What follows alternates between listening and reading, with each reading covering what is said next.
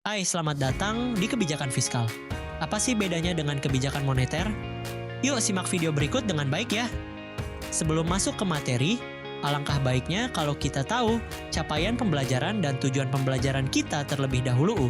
Capaian pembelajarannya, yaitu peserta didik memahami berbagai permasalahan ekonomi dan keuangan yang terjadi di lingkungan sekitar, serta memahami dampak dari permasalahan ekonomi dan keuangan yang sedang terjadi berdasarkan konsep yang sudah dipelajari.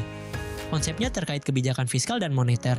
Sedangkan untuk tujuan pembelajarannya ialah siswa dapat menjelaskan konsep kebijakan fiskal, siswa dapat menguraikan tujuan, jenis, instrumen kebijakan fiskal, siswa dapat menjelaskan dan menganalisis perbedaan kebijakan fiskal dan moneter.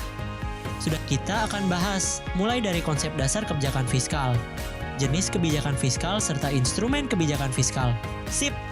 Setelah kita bahas kebijakan moneter, sekarang giliran kenalan sama saudara kembarnya nih, yaitu kebijakan fiskal. Biar nggak pusing, bayangin aja gini. Kalau kebijakan moneter itu jurusnya Bank Indonesia buat ngatur duit yang beredar.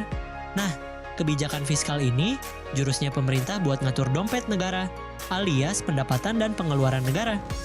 Tujuannya sama, biar ekonomi Indonesia tetap strong dan warganya sejahtera. Jadi, pengertian kebijakan fiskal itu sederhana. Semua langkah dan aturan yang dibuat pemerintah terkait pemasukan, biasanya dari pajak, dan pengeluaran negara. Pemerintah punya kendali penuh nih di sini, beda sama BI yang lebih fokus ke urusan uang. Terus, jurus kebijakan fiskal ini juga punya dua jenis andalan, kebijakan fiskal ekspansif. Nah, kalau ekonomi lagi lesu atau pengangguran lagi tinggi, pemerintah biasanya ngeluarin jurus ini. Caranya bisa dengan nambah pengeluaran negara, misalnya bangun infrastruktur kayak jalan tol atau ngasih bantuan sosial lebih banyak. Atau nurunin pajak, biar masyarakat punya lebih banyak duit buat belanja. Efeknya diharapkan bisa nyuntik semangat buat ekonomi, kebijakan fiskal kontraktif.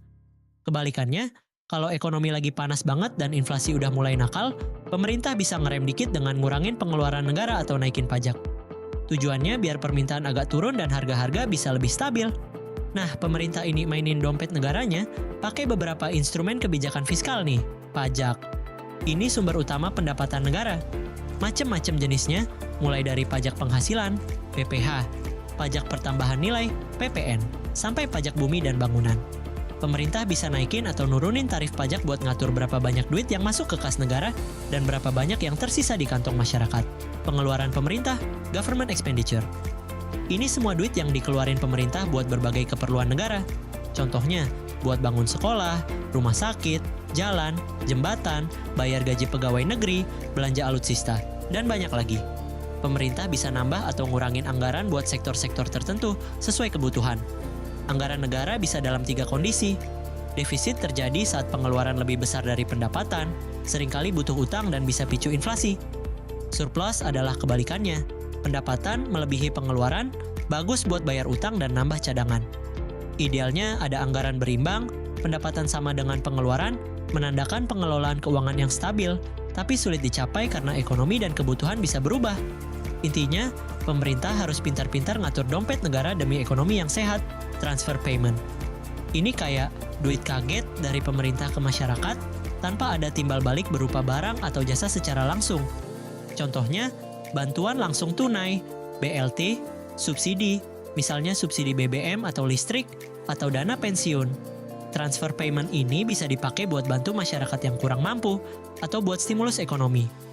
Jadi, intinya kebijakan fiskal ini kayak setir kemudi buat arah ekonomi negara. Pemerintah punya peran penting banget buat mastiin pemasukan dan pengeluaran negara seimbang, dan bisa bikin ekonomi Indonesia makin maju dan stabil.